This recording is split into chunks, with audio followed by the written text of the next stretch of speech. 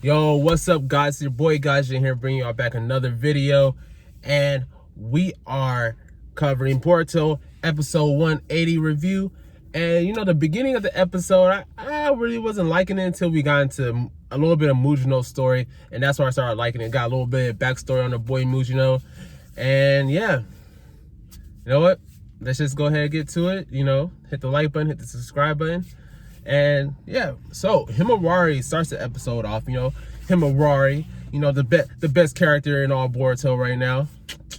But she's making a vase, and anyone who reads the manga knows the importance of that vase. Now, anyone who doesn't read the manga, I'm not gonna spoil it for you, but that vase holds a big importance in the manga, and probably in the anime too once they bring in the character, because it's really that vase is a huge character development for a certain character. So, she's making it for Nana's birthday soon, and Boruto forgot, so he has to think, he doesn't know what to get her. So, but it comes to Team 7 discussing their mission without Konohamaru, and because he's going out and it's an urgent mission, so he won't be able to go with him. They talk. Sarah says that she's gonna take over while Konohamaru's gone, and she ain't gonna take none of Boruto's antics. But water under the bridge ain't important. So he's walking around town. Boruto's walking around town trying to think about what to get his mom. He doesn't know. He sees Mujino running in a hurry, so he thinks he's chasing someone. So he runs up, catches up, says, "Hey, I can help you?" And he's like, "Nah, I don't need any help." And then they're surrounded by two dudes. And the two dudes you're not gonna skip out this time. All right, yeah, you're gonna pay your restaurant tab, man. Every single time you pay it, every single time you come eat, you eat more than a normal person, you drink more than a normal person, and you never pay out the tab because you always say you have an urgent mission. Not this time. You're gonna pay off this tab. And Mujino just my bad. I would have paid it, but I helped this kid to get his sister some medicine, and she was sick. And Boruto's like, no one's gonna believe an obvious lie.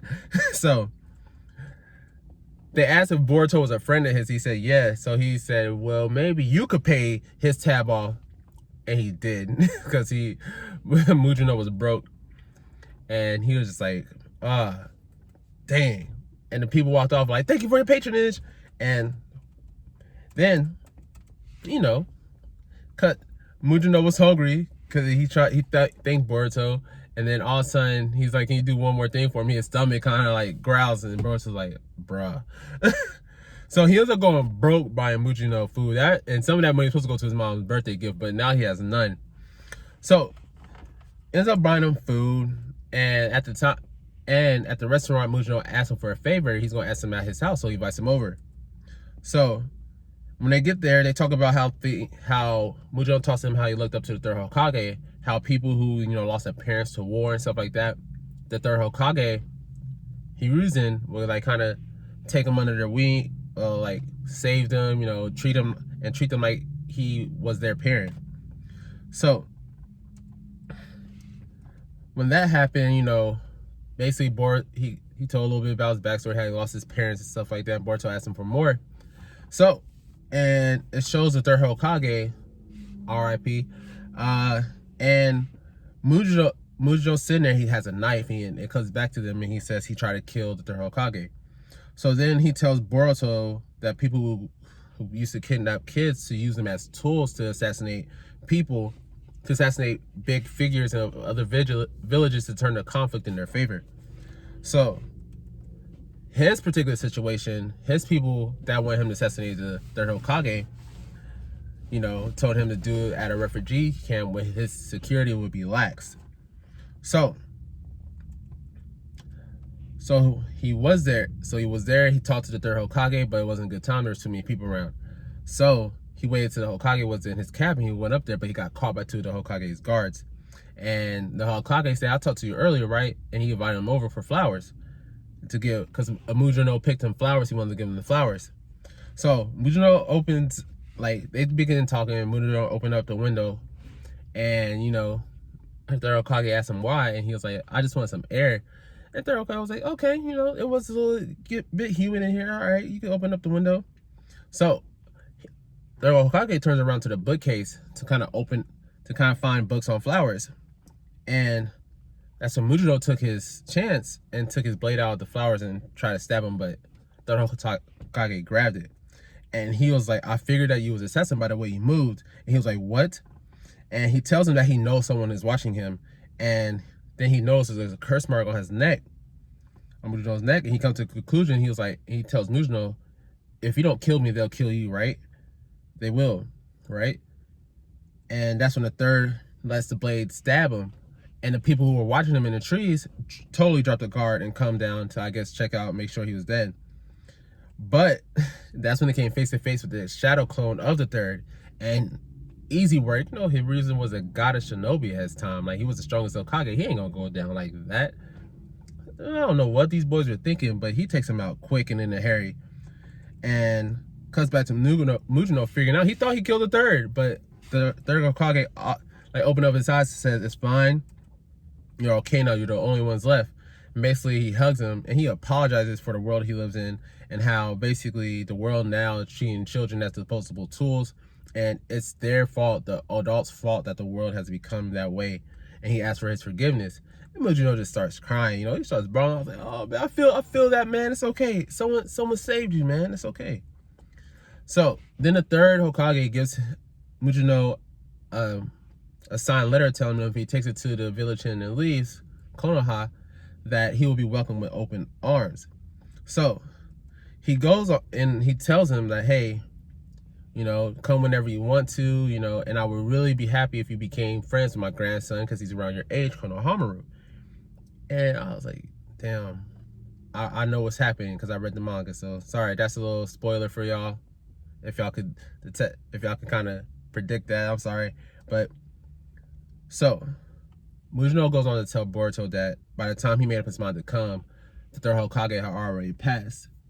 And because of what the third Hokage did, you know, give his life for the village, you know, saved him, he went ahead and joined the academy using the third Hokage's letter that he got. And it shows the same letter he kept to this day to Boruto. And he tells Boruto, he's the first person who ever heard that story. And Boruto kind of asked why, not even Konohamaru. He was just like, yeah, but it's too embarrassing to tell. So Boruto sees a turtle and laughs, not laughs, but he says, I thought you didn't own anything. Because Mugino doesn't have anything in his house. He doesn't own a thing except floor and maybe a table and stuff. But he says he was roped in by some old fortune teller to buy the turtle, basically.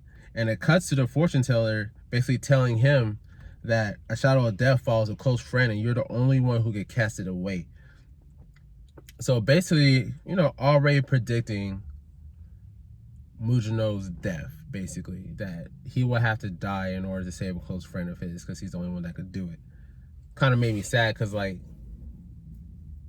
no more not spoiler, man, not spoiler. I'm just gonna get right back to it. Let's pick up the energy. So he tells him this a favor that he wanted to ask him if he could feed the turtle until he gets it back from his mission with Konohamaru. He tells Boruto that him and Konohamaru are basically going to investigate a mysterious crash near the border of the Land of Fire. So Boruto basically agrees to it, and he tells Mugino that he better pay him when he gets back, and that he doesn't trust that he'll pay him because that he paid all that stuff, he won't be able to buy his mom a gift. And Mugino tells him, I'm sorry, I would have helped you if I didn't help that kid earlier. And Boruto still thinks he's lying, but then there's a knock on the door. Mugino answered it. It's the same kid he helped that morning, and the kid is basically repaying his debt by giving him some flowers, telling him, hey, thank you, the money you gave me helped my sister, so yada yada yada. And Boruto then apologizes for thinking that he was lying, but isn't it strange just to trust him? He's just, even if it's a kid, it's a complete stranger. So Mugino tells him it doesn't matter, that whether it's a lie or a truth, he'll believe a child, and that is the responsibility of an adult. So he goes on to give Boruto the flowers and basically say if they stay here that they'll wilt. So can you take them? And he took them. So it cuts to Katsuki telling Naruto that he had completed the prototype that asked for, and it's a new arm. And anyone who read the manga knows that what's about to happen. So he tells him that's not no ordinary prosthetic, and that he'll like Naruto to test it out. So so he leaves, and him and Shikamaru talk about Katsuki and about what happened, how Katsuki feels bad for what he did before Chinu's exam being called in the genjutsu, even though it wasn't his fault. So there's kind of procedures in place to make sure he's not put under another genjutsu. So then they discussed the arm and how Naruto's going to test it. And it cuts to Boruto basically saying that when he feels better, when he gets all healed up, he would like to spar with his dad. And there we go. That's what's about to happen. And, you know, the episode cuts off and, you know, Boruto brings home some flowers. He tells Himawari that, hey, I brought enough flowers so he's not even going to fill the vase up. And Himawari is ecstatic, saying mom's going to love this and stuff like that. So, guys, that's episode 180. I enjoyed all the like the setup plots that happen in the manga. You know, the sparring with Naruto, we already know that was going to happen. The shadowing of Mugino's death. You know, just all this other stuff, and I really enjoyed this part because I have read the manga and I'm liking how they're making sure all this stuff ties in. So, with that being said, guys, let me know if you got connected to Mugino in some way and feel bad about what's about to happen to him. You know, so let me know, guys, in the comments below. So thank y'all guys for listening. This has been Gaijin for Gaijin Retreat, guys. And I'm out. And don't forget to hit that subscribe button, yo.